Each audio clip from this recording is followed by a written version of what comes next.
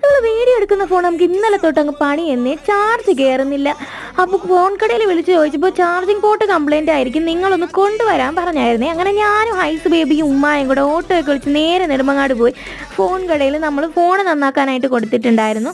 അതൊക്കെ കഴിഞ്ഞ് ഉമ്മാക്ക് ബാങ്കിൽ എന്തോ പോകേണ്ട അത്യാവശ്യം ഉണ്ടായിരുന്നു. അവിടെയൊക്കെ പോയിട്ട് ഇറങ്ങിയപ്പോൾ നല്ല ചൂടായിരുന്നേ. അപ്പോൾ നമ്മൾ സ്ഥിരം കയറാനുള്ള ബേക്കറിയിൽ കയറിയിട്ട് ഉമ്മ ഒരു വൈറ്റ് ഫോറസ്റ്റ് കേക്ക് ഓർഡർ ചെയ്തിട്ടുണ്ടായിരുന്നു. അതൊന്ന് കഴിച്ച് നോക്കി. ഓക്കെ ടേസ്റ്റ് ആയിരുന്നു. പിന്നെ ഒരു ഷവർമ മേടിച്ചിട്ടുണ്ടായിരുന്നു.